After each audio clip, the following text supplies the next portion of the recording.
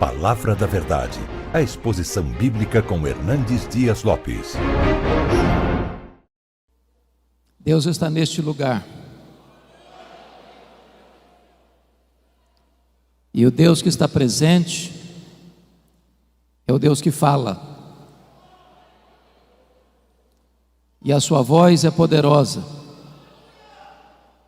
A sua voz é irresistível. E você escuta a voz de Deus quando você abre a sua Bíblia. Então abra sua Bíblia comigo e vamos ouvir a voz de Deus ao nosso coração. Abra em Joel, profeta Joel, capítulo 2.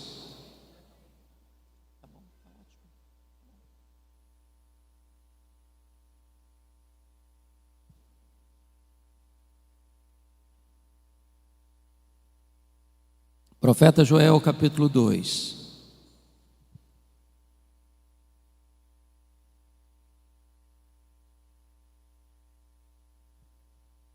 Nós vamos ler dos versos 12 ao verso 17.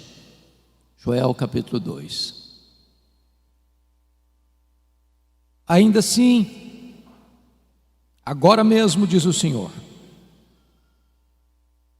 convertei-vos a mim de todo o vosso coração, e isso com jejuns, com choro e com pranto. Rasgai o vosso coração, e não as vossas vestes, e convertei-vos ao Senhor, vosso Deus, porque Ele é misericordioso e compassivo, e tardio em irar-se, e grande em benignidade, se arrepende do mal. Quem sabe se não se voltará e se arrependerá, e deixará após si uma bênção, uma oferta de manjares e libação para o Senhor nosso Deus. Tocai a trombeta em Sião, promulgai um santo jejum, proclamai uma assembleia solene, congregai o povo, santificai a congregação, ajuntai os anciãos, reuni os filhinhos e os que mamam. Saia o noivo da sua recâmara e a noiva do seu aposento. Chorem os sacerdotes, ministros do Senhor, entre o pórtico e o altar, e orem. Poupa o teu povo, ó Senhor, e não entregues a tua herança ao opróbrio, para que as nações façam escárnio dele, porque hão de dizer entre os povos: onde está o seu Deus? Ainda nesse mesmo capítulo, versos 28 e 29. E acontecerá depois que derramarei o meu espírito sobre toda a carne.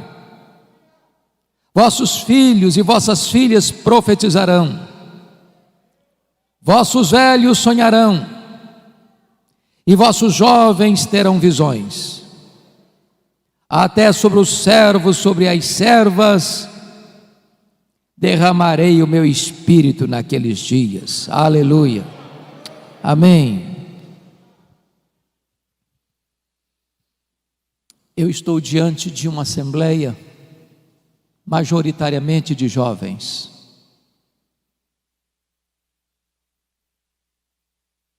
E eu quero dizer a vocês, jovens, e aos demais irmãos, como vocês todos bem têm ciência de que nós estamos vivendo os tempos mais críticos, mais difíceis, mais amargos das últimas gerações.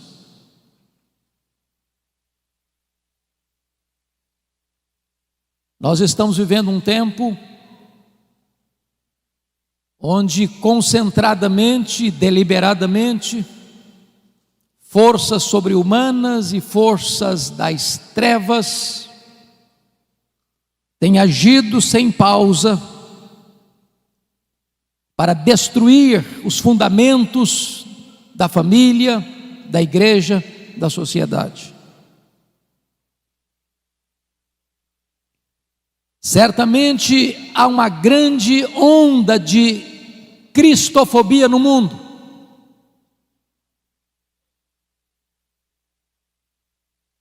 Em muitos lugares, enquanto estamos reunidos aqui, crentes estão sendo presos, torturados, mortos. Mas essa não é a perseguição mais perigosa, porque ao longo da história o sangue dos mártires tem sido a sementeira do Evangelho. A perseguição mais perigosa é a ideológica, é a filosófica, é aquela que vem de mansinho, se aninha, se instala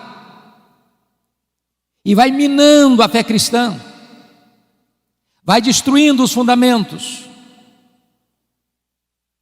E esta onda que nós estamos vendo hoje, nas universidades, nos parlamentos, nas cortes, onde nações outrora protestantes evangélicas já estão se curvando, cedendo e se colocando de cócoras diante desse ataque tão sutil, mas tão frontal. Em tempos assim, não é possível uma igreja tímida, fraca, que se conforma com este século, resistir a esta onda. Portanto, a maior necessidade nossa, na nossa geração, irmãos, é de um poderoso avivamento espiritual. Talvez você olhe para o cenário, onde na Europa a igreja parece estar coberta de cinzas, onde você olha para a América e vê as denominações históricas rendidas ao liberalismo, onde você vê no Brasil denominações que já se renderam ao liberalismo e outras mergulharam-se no sincretismo, onde uma onda de ateísmo cresce no mundo, inclusive no Brasil. Você diz, diante dessa crise, desse cenário cinzento, como esperar um avivamento? Como crer num avivamento? E eu quero dizer a vocês que os grandes avivamentos da história nasceram do ventre da crise. A crise não é um impedimento para a ação de Deus. A crise muitas vezes é o caminho mediante o qual Deus se apresenta à sua igreja, porque quando o homem não tem saída para os seus problemas, Deus abre um caminho no deserto, Deus abre um caminho no meio do mar, Deus faz o seu caminho na tempestade.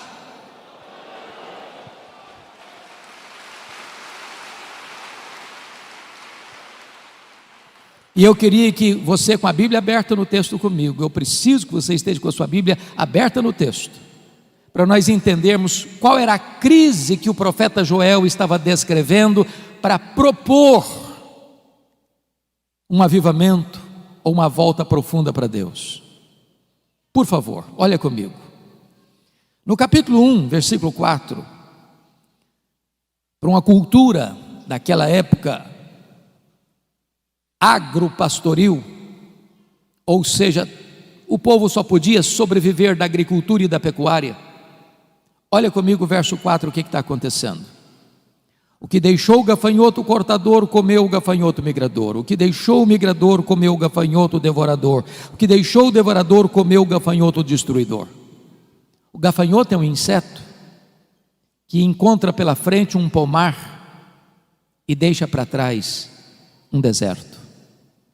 O gafanhoto é um inseto que come e defeca ao mesmo tempo. E esses 4 bandos de gafanhotos trouxeram uma devastação total para a agricultura daquele tempo. Se não bastasse isso, em segundo lugar, veja comigo o verso 10, do capítulo 1. O campo está assolado e a terra de luto, porque o cereal está destruído, a vide se secou, as olivas se murcharam. O que você nota aqui é um cenário de seca severa. As chuvas não descem, o solo não produz, não tem alimento, os armazéns estão vazios, os celeiros estão vazios, a mesa está sem comida. Mas em terceiro lugar, olha comigo o verso 12 deste capítulo 1. A vide se secou, a figueira se murchou, a romeira também e a palmeira, entenda-se aqui a tamareira, e a macieira, todas as árvores do campo se secaram e já não há alegria entre os filhos dos homens. Se você percebeu, todas estas árvores descritas são frutíferas, a base da economia, a base da comida na mesa, a base da sustentação do povo. Estamos falando de uma crise de sobrevivência, não só de um ataque de insetos, mas de uma seca severa. Mas tem mais. Olha comigo o versículo 17. A semente mirrou debaixo dos seus torrões, os celeiros foram assolados, os armazéns derribados, porque se perdeu o cereal. Em outras palavras, mesmo diante da seca e do ataque de insetos, o povo ainda pegou as suas poucas sementes que tinham e apostou na esperança e plantou na esperança de que aquela semente pudesse ser regada por uma chuva e pudessem ter colheitas. Mas até esta semente morreu mirrada no ventre da terra. Mas tem mais. Como é que fica diante disso a pecuária? Olha o verso 18. Como geme o gado, as manadas de bois estão sobremodo inquietas, porque não tem pasto, também os rebanhos de ovelhas estão perecendo. Em outras palavras, agora não só não tem fruto, como não tem gado, como não tem carne, como não tem leite, como não tem manteiga, como não tem provisão, como não tem comida. A nação está assolada por uma crise financeira sem precedentes.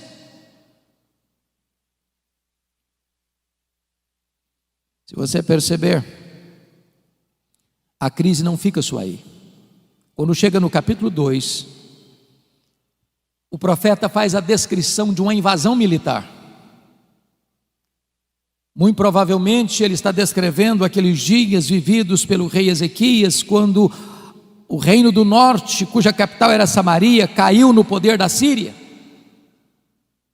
E agora este mesmo poderoso exército que derrotou as 10 tribos do norte, cerca Jerusalém.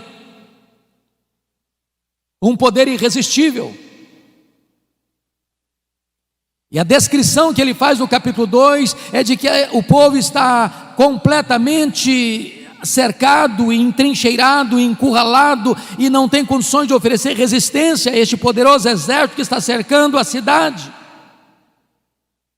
Este é o cenário. Crise política, econômica. Se você perceber comigo no capítulo 1, versículo 9, a igreja está sofrendo as consequências. Cortada está da casa do Senhor a oferta de manjares e a libação, e os sacerdotes, ministros do Senhor, estão enlutados. Então tem crise na igreja, tem crise no Estado, tem crise na economia, tem crise na política, tem crise social, tem crise para todo lado. O que fazer numa hora dessa?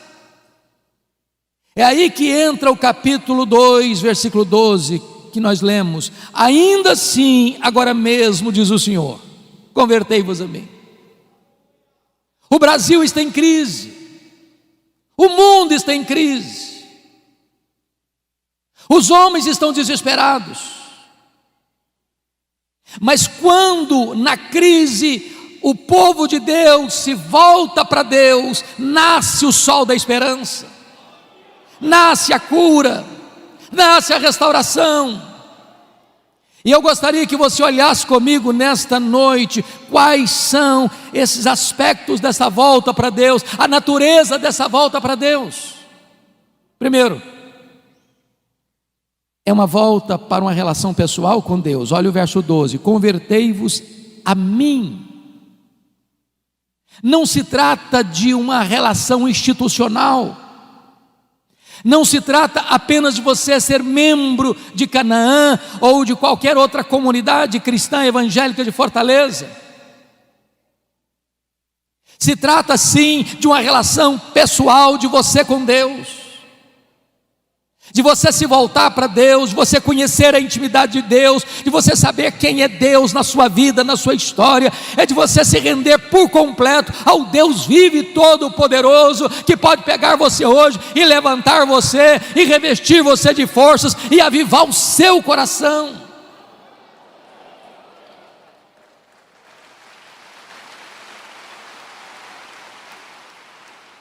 Mas em segundo lugar, irmãos, esta volta é uma volta com profundidade, porque o texto diz: convertei-vos a mim de todo o vosso coração. Não é aquela volta para Deus porque o calo está doendo, não é aquela volta para Deus porque você está desempregado, não é aquela volta para Deus porque você está enfermo, não é aquela volta para Deus porque o seu casamento está abalado, não é aquela volta para Deus para resolver um problema familiar urgente. Você pode ter todas essas motivações, e é bom que você volte nessas circunstâncias, mas quando o problema vai embora, quando a situação se resolve, muita gente se volta para trás e continua longe de Deus do mesmo jeito. Como diz o profeta Oséias: ó Israel, o teu amor cedo passa. Deus quer que você se volte para Ele com profundidade, de todo o seu coração. Que Ele seja o amado da sua alma, que Ele seja o prazer da sua vida, que Ele seja o deleite do seu coração, que Ele seja a sua maior riqueza, que Ele seja o seu maior tesouro, que Ele seja a sua riqueza e a sua herança.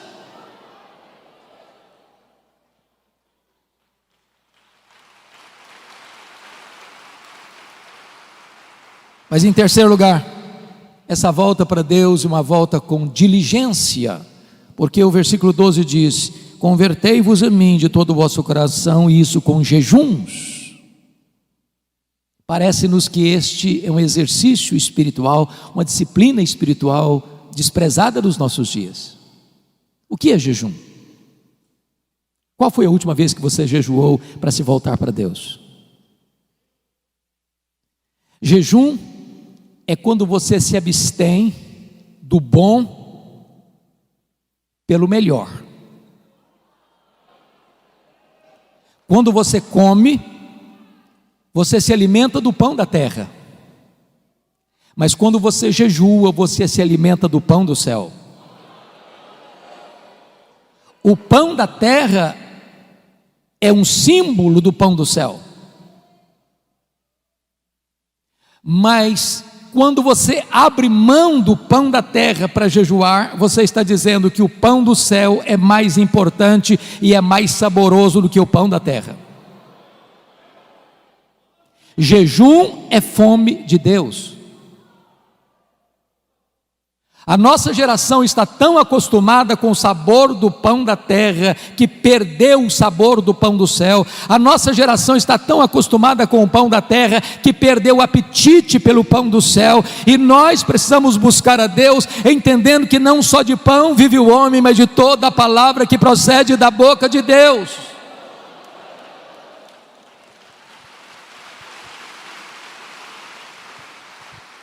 O apóstolo Paulo, escrevendo aos Coríntios, disse: portanto, quer comais, quer bebais, quer façais qualquer outra coisa, fazei tudo para a glória de Deus. Nós comemos para a glória de Deus e nós jejuamos para a glória de Deus.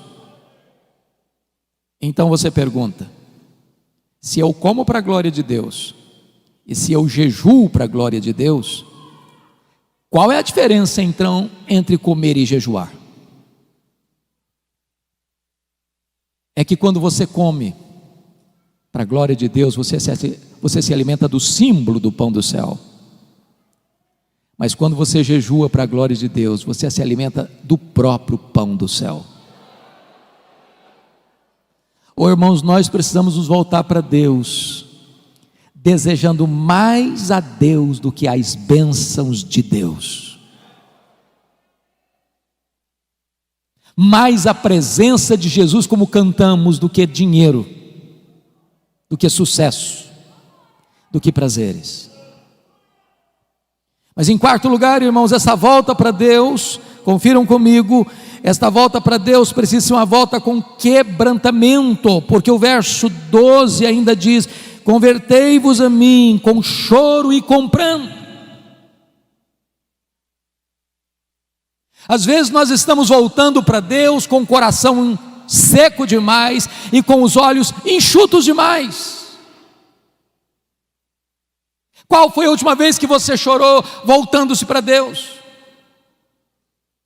Qual foi a última vez que você chorou como Neemias chorou ao saber da realidade dramática do seu povo, o estado da sua igreja? Qual foi a última vez que você chorou como Davi chorou ao ver a sua família nas mãos do inimigo? Qual foi a última vez que você chorou como Pedro chorou pelos seus próprios pecados? Qual foi a última vez que você chorou ao olhar para Jerusalém de hoje, olhar para a igreja de hoje, como Jesus chorou à entrada da porta de Jerusalém? Jerusalém, Jerusalém, quantas vezes quis eu agasalhar-te debaixo das minhas asas e tu não quiseste. É hora de chorar, irmãos. Chorar pelos nossos pecados, chorar pelo estado da nossa nação, chorar pelos nossos governantes, chorar pela nossa cidade, chorar pela igreja.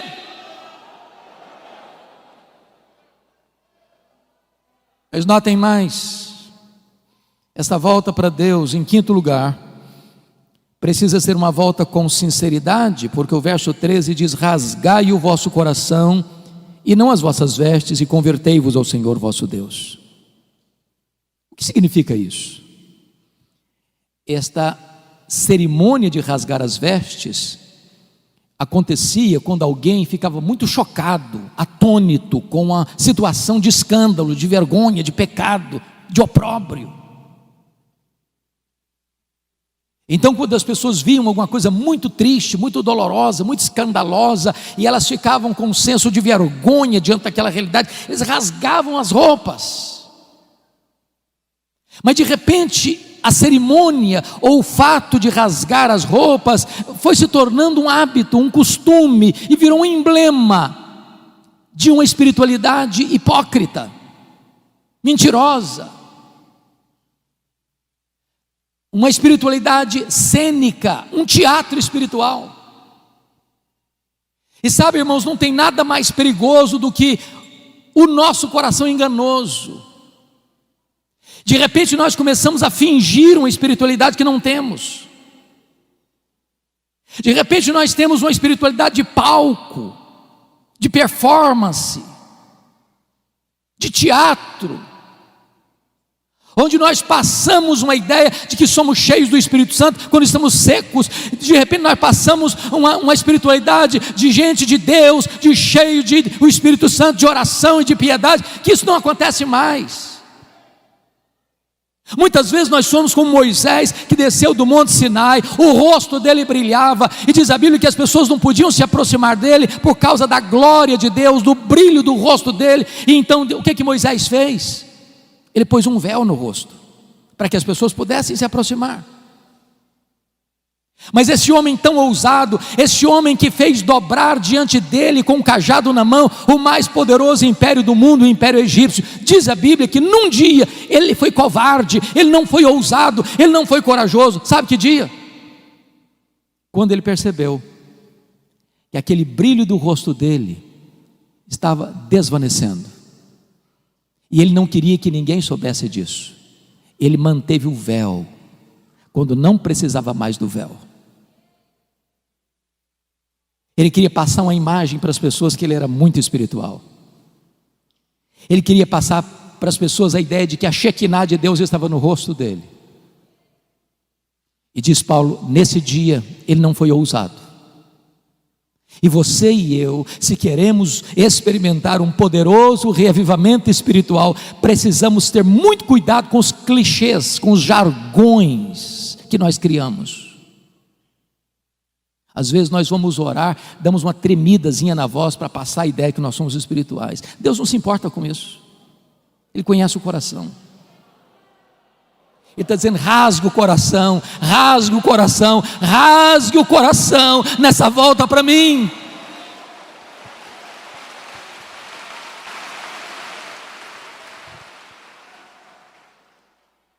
Mas notem comigo, irmãos, segundo ponto que eu quero dizer para você, não só a natureza desta volta, mas a urgência dessa volta.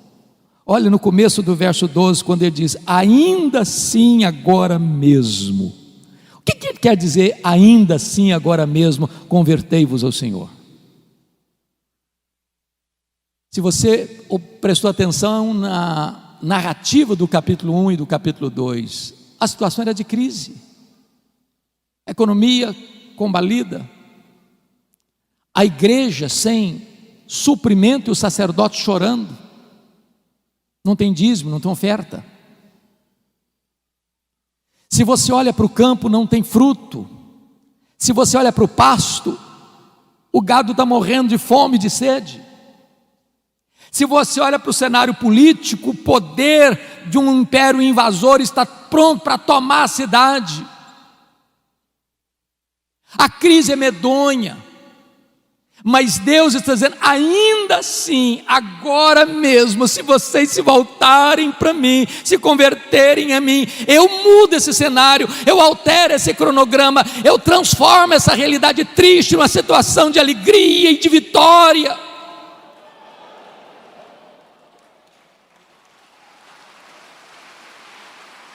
Os destinos de uma nação, irmãos, não estão nas mãos dos governantes. Não é de Brasília que procede a restauração da nação, é do coração da igreja de Jesus Cristo.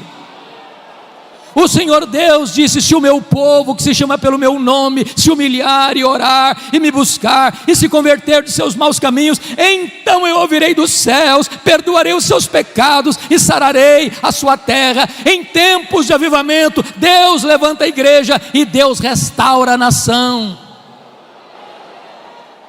Eu quero conclamar você, jovem, você pai, você mãe que está aqui. É tempo de nós nos voltarmos para Deus. Não dá para esperar mais, não dá para sermos crentes meia boca mais, não dá para sermos crentes mornos mais, não dá para sermos gente descomprometida mais. É tempo de nos voltarmos para Deus. Isso é urgentíssimo.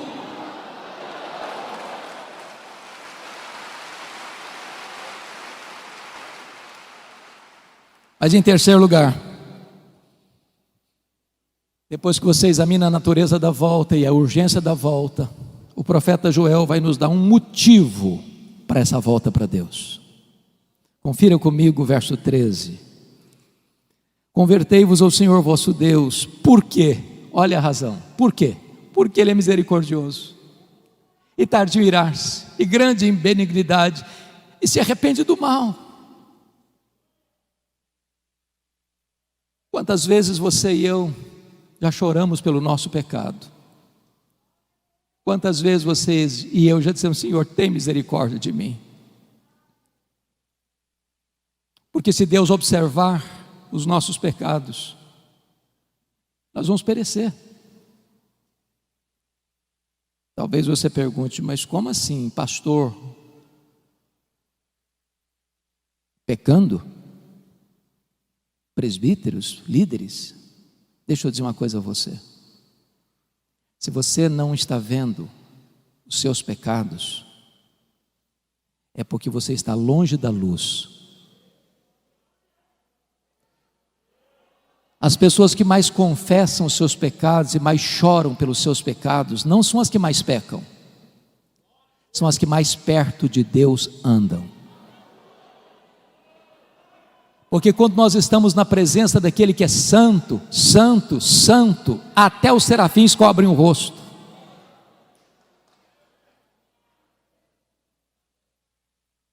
Talvez uma das maiores necessidades nossas, meus irmãos, é que Deus abra os nossos olhos para entendermos quão santo é o nosso Deus. E este Deus é o Deus que é compassivo e benigno, Ele habita lá no alto e sublime trono, mas Ele habita com abatido e contrito de coração. E se você se voltar para Ele, Ele se volta para você. Se você correr para Ele, Ele vai abraçar você, Ele vai tirar suas vestes sujas, Ele vai restaurar a sua vida, Ele vai fazer uma festa com a sua volta, e você vai ter uma alegria tão gloriosa e bendita da comunhão com Ele.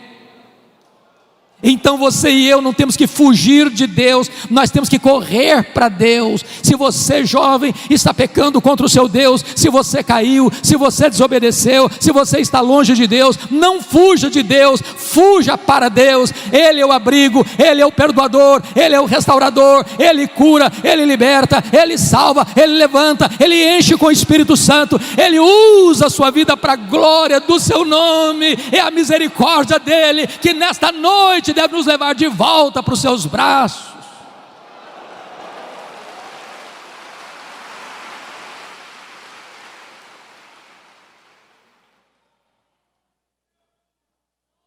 Mas notem comigo, como é que deve ser esta convocação para a volta para Deus. Olha o versículo 15 comigo. Tocai a trombeta em Sião. Oh, irmãos amados, está escrito: promulgai um santo jejum e proclamai uma assembleia solene. O que esse texto está dizendo é que o seu e o meu problema não está lá fora, está aqui dentro do nosso coração. A trombeta não é tocada para fora dos muros, a trombeta é tocada para dentro de Sião.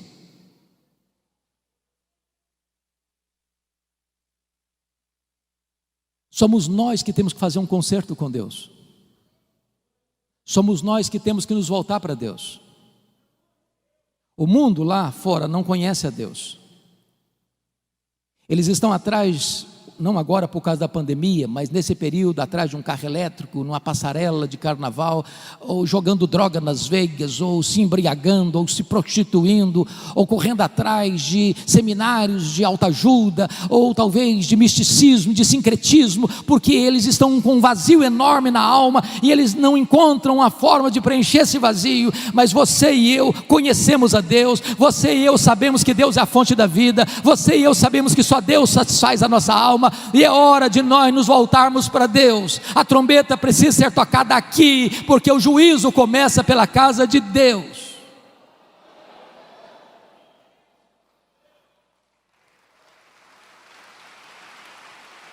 O nosso maior problema não vem de fora, mas vem do nosso próprio coração. E é curioso, meus amados, que há um momento em que o jejum deixa de ser particular. Jesus disse que quando você for jejuar, não é se, é quando, porque pressupõe que crente jejua. Você deve lavar o rosto, você não deve fazer propaganda, você não deve trocar trombeta. Mas há um momento em que a crise é grande e é geral. Esse jejum não é mais particular, esse jejum é convocado, é conclamado, ele é geral, ele é para todos. E quem sabe nós precisamos hoje, irmãos, dizer: meu Deus, nós precisamos nos voltar para Ti. E todos precisam voltar. Você precisa voltar. É necessário conclamar um jejum solene, uma convocação solene, uma assembleia solene, para que todos se voltem para Deus. Mas quem são esses integrantes que vão voltar para Deus? Confira comigo, por gentileza, o versículo de número 16: congregai o povo, santificai a congregação, ajuntai os anciãos. Primeiro, os anciãos. Quem são os anciãos? São os líderes. Os primeiros a pôr o pé na água são os líderes. Os primeiros a acertar a vida com Deus são os líderes. Os primeiros a buscarem a Deus são os líderes. Os de cabeça branca precisam puxar essa fila.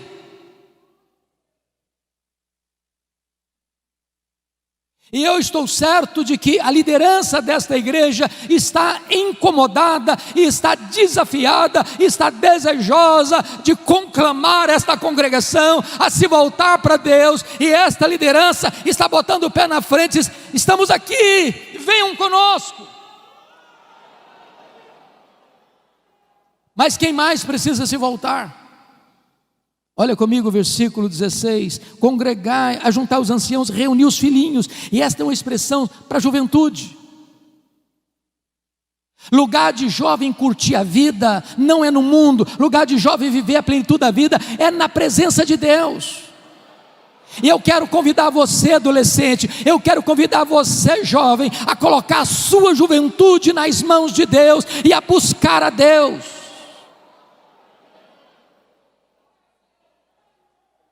Eu ontem compartilhei com o pastor Gessé da minha alegria de vê-lo convocando a juventude para um café, que não era um café, era um encontro, um bate-papo sobre as coisas mais importantes que esta geração de cabelos brancos, esta geração de anciãos está dizendo: nós já cumprimos o nosso ministério, estamos concluindo o nosso ministério, mas esse ministério não vai parar, esse ministério não vai ser interrompido, esse ministério não vai acabar. Nós estamos passando o bastão para a nova geração, e esta nova geração precisa estar imbuída do mesmo propósito, conhecendo a Deus, amando a palavra de Deus, comprometida com a palavra de Deus, para pregar a palavra de Deus no poder do Espírito Santo de Deus, para que a igreja de amanhã, a igreja, a segunda geração, seja mais viva, seja mais cheia do Espírito Santo, seja mais comprometida do que a geração atual. Você, jovem, não está dispensado deste encontro com Deus. Se você olhar para a história da igreja, talvez os dois maiores avivamentos depois da reforma do século XVI aconteceram sob a liderança de jovens. O avivamento da Inglaterra do século XVIII começa com estudantes da Universidade de Oxford. Avivamento que levanta a igreja das cinzas e que restaura a nação de uma crise medonha. No começo do século XX, no país de Gales, um país marcado pela jogatina e pela prostituição, o avivamento começa com um adolescente, Evan Roberts.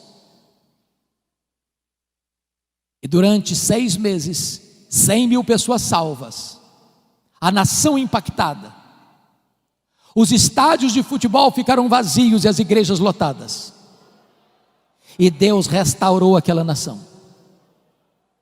Então eu quero conclamar você, adolescente, eu quero conclamar você, jovem, para você se voltar para Deus e experimentar um poderoso avivamento em seu coração nesses dias. Mas quem mais deve se voltar? Confira comigo o versículo 16: também reuni os que mamam. Eu tenho visto muita gente: não, criancinha não pode ir para a igreja, é muito melindroso, é muito pequenininho, é muito sensível, é muito vulnerável. Na nossa geração, traziam-nos para a igreja, quase que logo depois do parto. Estamos vivos até hoje. Igreja é lugar de criança.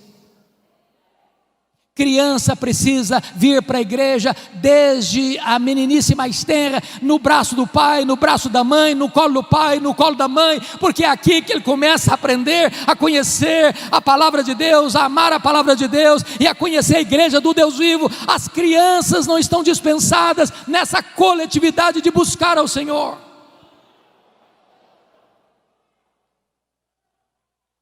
Mas preste atenção.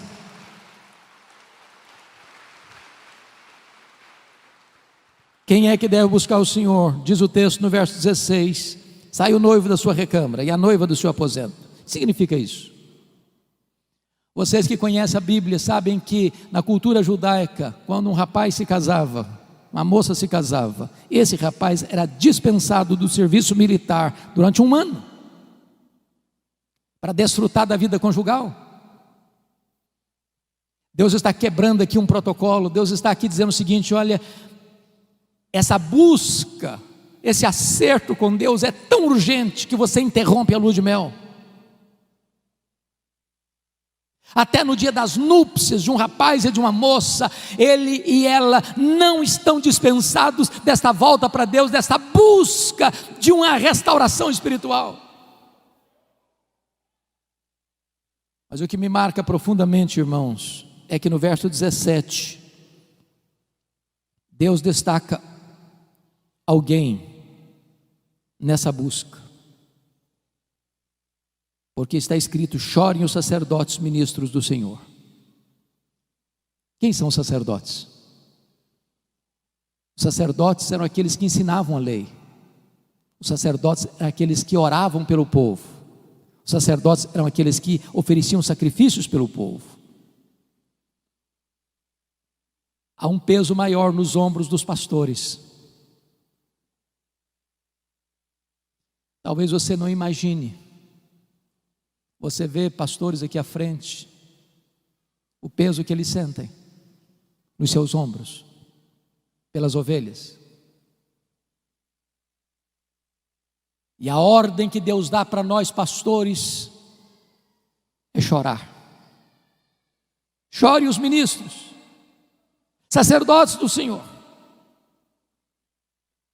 E o que deve levar um pastor a chorar num tempo de crise, buscando avivamento?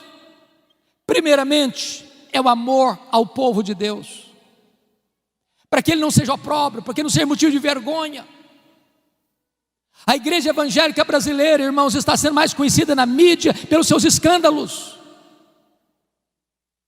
líderes presos, acusados dos crimes mais vergonhosos.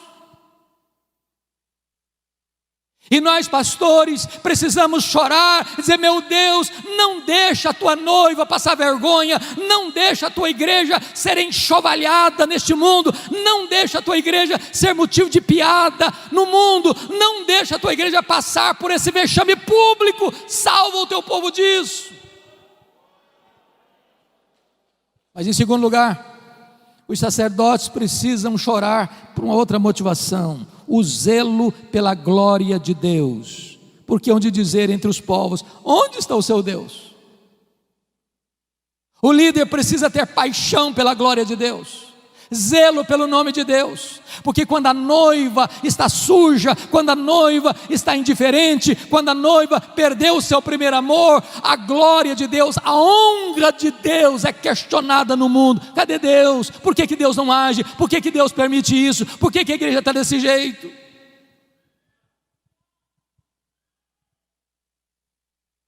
Mas notem comigo, irmãos, que quando o povo atende à conclamação de Deus, um milagre extraordinário começa a acontecer.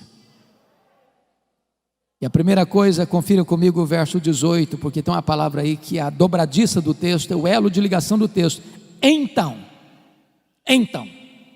o Senhor se mostrou zeloso da sua terra e compadeceu-se do seu povo.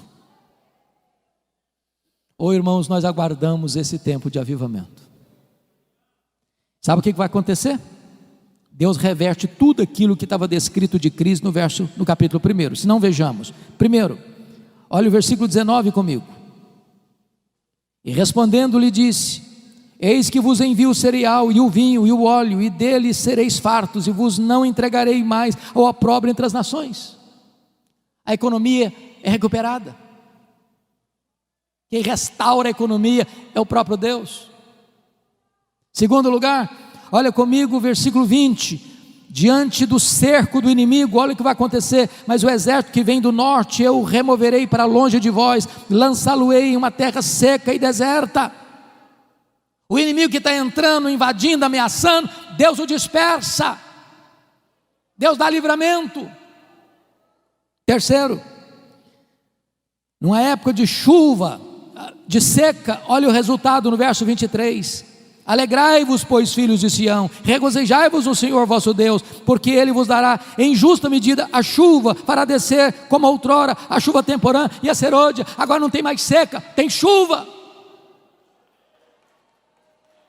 Quarto lugar, diante do ataque dos gafanhotos. Olha o resultado no verso 25: restituir-vos-ei os anos que foram consumidos pelo gafanhoto migrador, pelo destruidor, pelo cortador, o meu grande exército que enviei contra vós outros. Agora preste atenção. Quem mandou os gafanhotos? Não foi o diabo? Eles não vieram de moto próprio? O próprio Deus mandou os 4 grupos de gafanhotos como disciplina ao seu povo, para que o seu povo se voltasse para Ele. Oh, irmãos amados, Deus está tocando trombetas aos nossos ouvidos. A crise mundial é uma voz altissonante de Deus à sua igreja: meu povo, volte-se para mim, volte-se para mim, volte-se para mim. Que quem tem poder de reverter essa crise sou eu. Quem tem poder de suspender essa crise sou eu. Quem tem poder de levantar a igreja e restaurar as nações sou eu.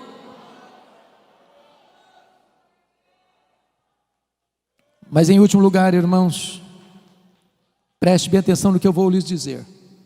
Nós cantamos isso aqui hoje. Sabe qual era o maior problema do povo? Não era a seca, não era a falta de fruto no campo, nem de gado no curral. O maior problema do povo nem mesmo era um exército inimigo tentando atacar. O maior problema da igreja, preste atenção nisso, não é nem a presença do diabo. O maior problema da igreja é a ausência de Deus. Foi o que Paulo disse: Deus é por nós, quem será contra nós? Você e eu podemos perder bens materiais, você e eu podemos perder emprego, você e eu podemos perder até a saúde. O que você e eu nunca podemos perder é a presença de Deus. É a presença de Deus. Não tem nada mais triste, irmãos, do que a inscrição Icabode, foi-se a glória do Senhor. É por isso que está escrito no verso, confira comigo aí por gentileza, 27, sabereis que eu estou no meio de Israel, e que eu sou o Senhor vosso Deus, e não há outro, e o meu povo jamais será envergonhado. É a presença de Deus, é a presença de Deus, é a presença de Deus. Eu quero concluir, levando você agora para os versos 28 e 29, porque está escrito assim: e acontecerá depois, preste atenção, não antes, e acontecerá depois. Depois de quê?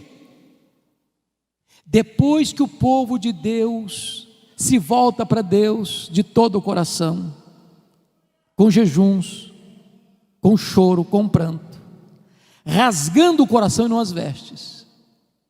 Depois que o povo de Deus se volta para Deus, olha a promessa: e acontecerá depois que derramarei o meu espírito sobre toda a carne. Vossos filhos e vossas filhas profetizarão, vossos velhos sonharão, vossos jovens terão visões, e até sobre os servos e sobre as servas derramarei o meu espírito naqueles dias. Sabe o que aconteceu, irmãos? Essa promessa de Joel, mais de 600 anos depois, se cumpre no dia de Pentecostes.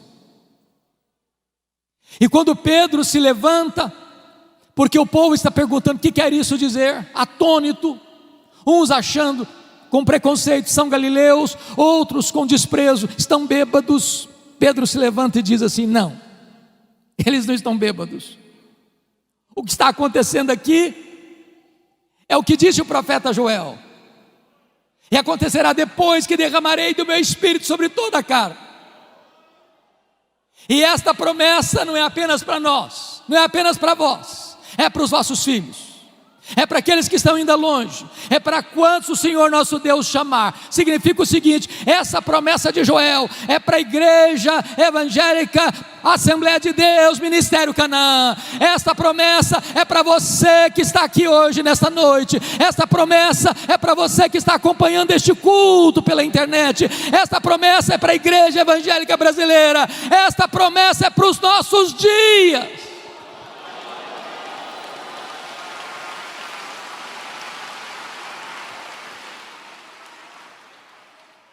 E notem vocês que quando Deus derrama do seu Espírito, Ele vai rompendo todas as barreiras humanas, porque não tem gênero, é sobre os filhos e sobre as filhas. Também preste atenção, não tem idade sagrada, é para os velhos e é para os jovens. E também não tem classe social, é até para os servos e para as servas.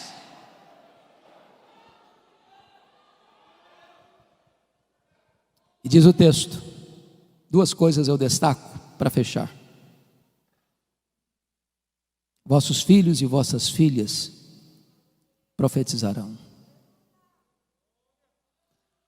Ô pastor, como é bom ter a perspectiva de ver jovens se levantando para pregar.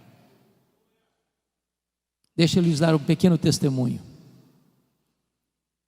Quando eu nasci, minha mãe me consagrou para Deus, para ser pastor, porque ela tinha que fazer uma escolha entre a vida dela e a minha. O médico disse: não dá para salvar os dois, tem que fazer uma escolha.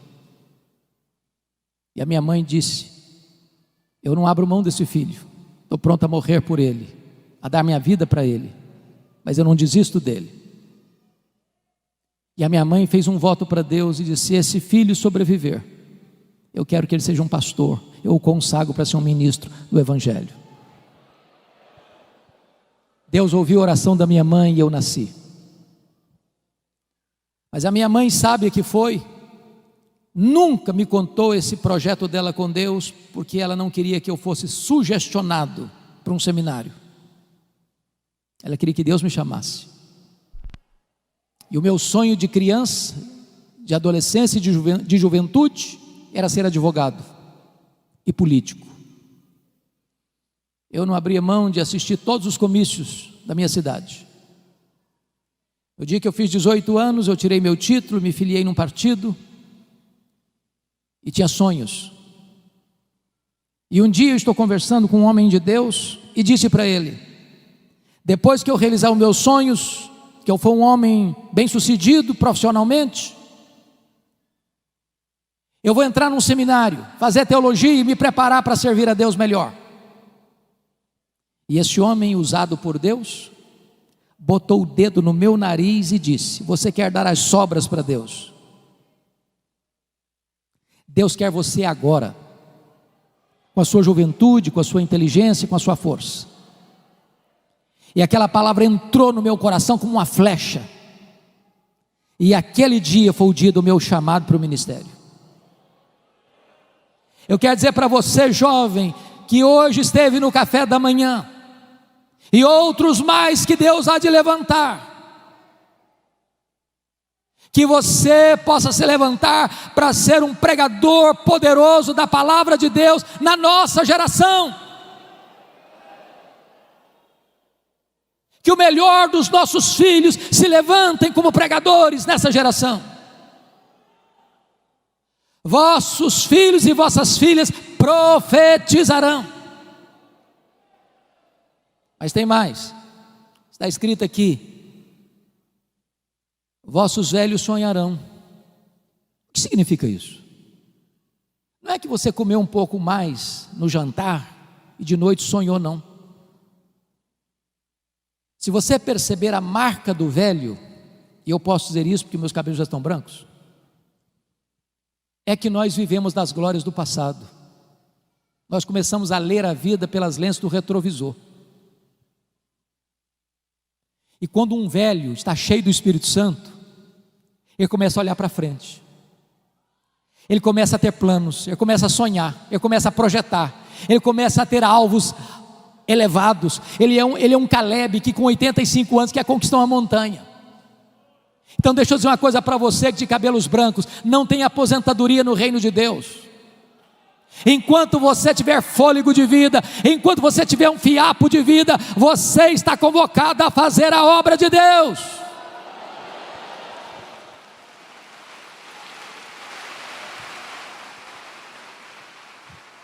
Não é hora de você vestir um pijama, não é hora de você ficar numa cadeira de balanço, é hora de você se levantar e usar a sua sabedoria, e usar o seu conhecimento, e usar a sua experiência, e usar as forças que Deus vai lhe dar, para ser uma bênção nas mãos de Deus.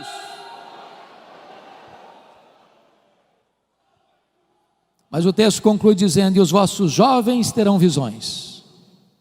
Claro que não está falando também de visões místicas.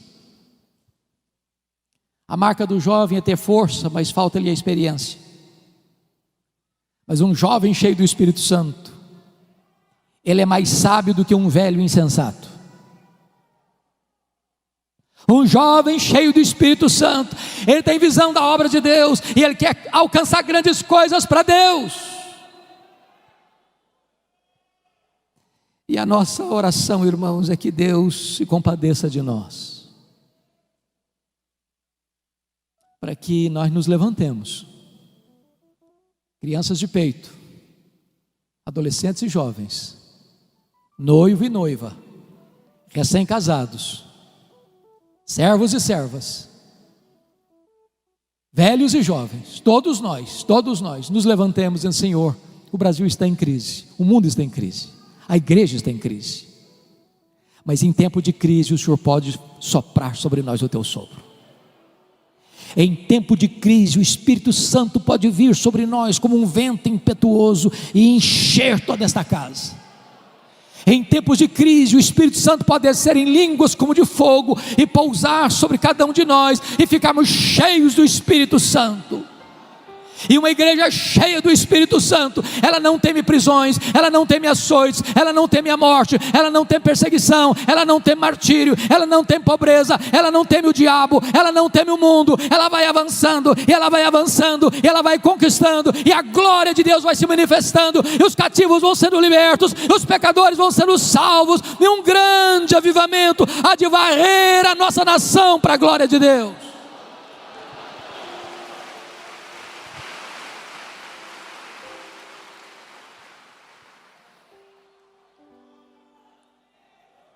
Você quer esse avivamento, irmão?